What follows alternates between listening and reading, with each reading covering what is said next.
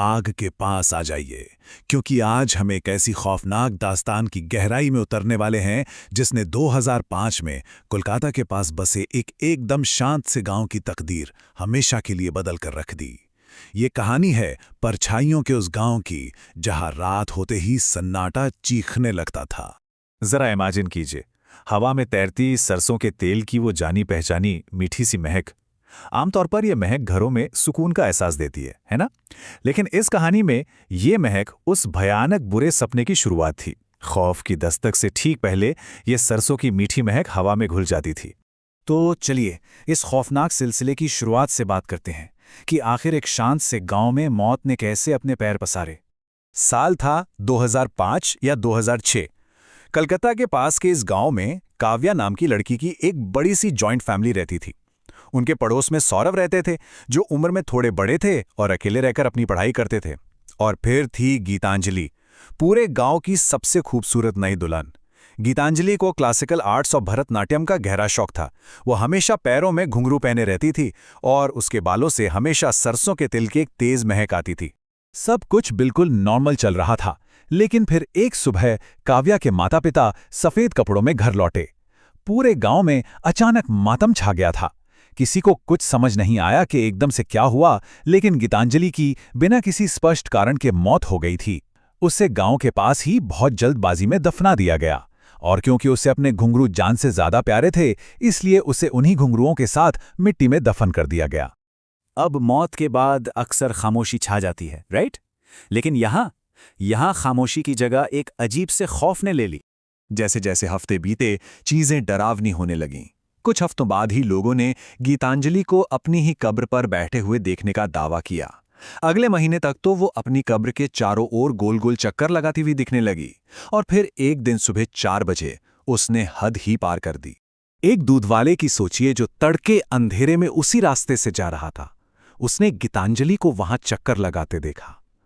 उसकी तो रूह कांप गई। वो घबराकर अपनी साइकिल भगाने लगा, लेकिन तभी छम छम छम पायल की आवाज उसके ठीक पीछे भागने लगी।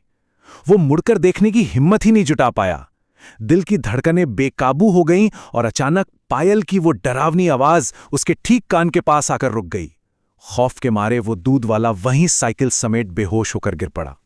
कब्रिस्तान का वो खौफ तो बस एक शुरुआत थी। असली दहशत तो अब धीरे धीरे लोगों के घरों के अंदर दस्तक दे रही थी। सोचिए, आप रात के अंधेरे में अपने घर में बंद हैं। काव्या के परिवार को अपने बंद दरवाजों के बाहर से सरसों के तेल की बहुत तेज महक आने लगी, बिल्कुल ऐसा जैसे कोई वहां से अभी अभी गुजरा हो। और दूसरी तरफ एक रात सौरभ जब अपने बिस्तर पर लेटा था, तो उसे अंधेरे में पायल की छमछम और ठीक अपने कान के पीछे से किसी के नजरुल गीती गाने की सुरीली लेकिन डरावनी आवाज आई। उसने जैसे ही पलट कर देखा, उसे एक जोरदार चांटा पड़ा। वहां कोई नहीं था, बस एक अदृश्य जमा देने वाला खौफ था। लेकिन ये अनसुनी आहटें और छटके, ये तो बस ट्रेलर था। सबसे खौफनाक मंजर तो अभी बाकी था। रात के ठीक 2:30 बज रहे थे। काव्या और उसकी बहन डर के मारे सो नहीं पा रही थीं। उन्हें सरसों के तेल की वही महक आई और फिर आंगन से घुंघरुओं की आवाज। हिम्मत करके जब उन्होंने अपनी खिड़की खोली, तो जो नज़ारा सामने था उसने उनके होश उड़ा दिए। एक औरत सौरभ के घर की दीवार की तरफ मुंह किए खड़ी थी और एकदम परफेक्ट भरतनाट्यम कर रही थी। लेकिन सबसे भयानक बात क्या थी पता है? उसके दोनों पैर पूरी तरह से उल्टे मुड़े हुए थे। ये देखते ही काव्या की चीख निकल गई और चीखते ही वो नाचती हुई आकृति अचानक रुक गई। उसने बहुत धीरे से अपना चेहरा पीछे घुमाया। बिखरे हुए बाल, वो गीतांजलि थी।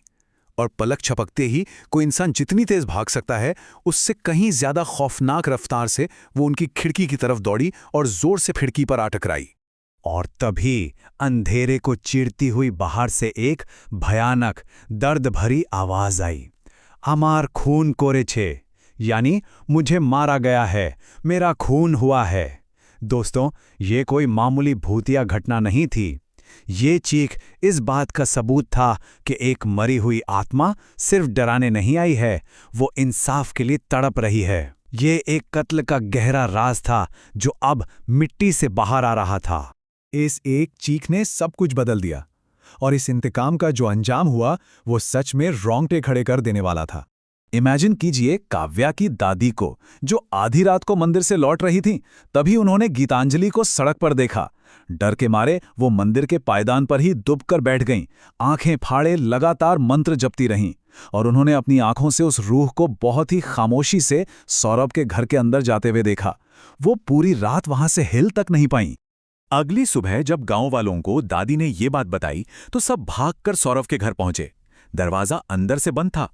उन्होंने दरवाजा तोड़ा और अंदर जो देखा वो किसी बुरे सपने से भी बदतर था। सौरभ की लाश बीच आंगन में पड़ी थी। उसे इतनी बेरहमी से पीटा गया था कि उसके सारे दांत टूट चुके थे और शरीर में खून की एक बूंद नहीं बची थी। लेकिन जो चीज सबसे डरावनी थी वो थे खून और मिट्टी से सने उल्टे पैरों के निशान। और वो निशान सिर्फ फर्श पर नहीं थे, वो दीवारों पर चढ़ते हुए सीधे छत तक छपे हुए थे। सोचिए, छत पर उल्टे पैरों के खूनी निशान। इस भयानक मौत के बाद पूरे गांव में सन्नाटा पसर गया। सबसे बड़ा सवाल ये था कि आखिर ये सब हुआ क्यों? तो देखिए, गांव वालों को हमेशा से क्या लगता था, यही कि गीतांजलि शायद फूड पॉइजनिंग या किसी अचानक आई बीमारी से मरी है। लेकिन जब एक जानकार बाबा ने सच्चाई उजागर की तो पैरों तले जमीन खिसक गई।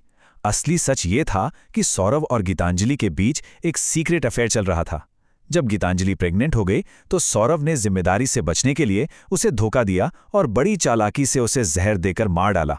मतलब असली मास्टरमाइंड कोई भूत नहीं, वो पढ़ा लिखा इंसान था। गीतांजलि सिर्फ एक भटकी हुई बदला लेने वाली डरावनी आत्मा नहीं थी। वो एक ऐसी शिकार थी जिसके आवाज को हमेशा के लिए दबा दिया गया था। इंसान होने के नाते उसे कोई न्याय नहीं मिला, इसलिए एक खौफनाक अलौकिक शक्ति बनकर उसे खुद गांव वालों के सामने वो सच लाना पड़ा। उस बंद कमरे और उन उल्टे पैरों के निशानों ने इस शांत गांव के हर झूठे पर्दे को फाड़कर रख दिया। और इसी के साथ हमारी आज की ये दास्तां अपने अंजाम तक पहुंचती है।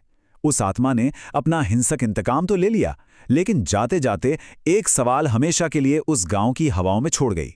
जरा सोचिए, रात के उस अंधेरे में असली शैतान कौन था? वो रूह जो अपने कत्ल का इंसाफ मांग रही थी, या वो इंसान जिसने उस रूह को जन्म दिया? ये एक ऐसा सवाल है जो इंसान और शैतान के बीच की लाइन को बिल्कुल धुंधला कर देता है। इस गहरे और खौफनाक सवाल के साथ मैं आपको यहीं छोड़े जाता हूं।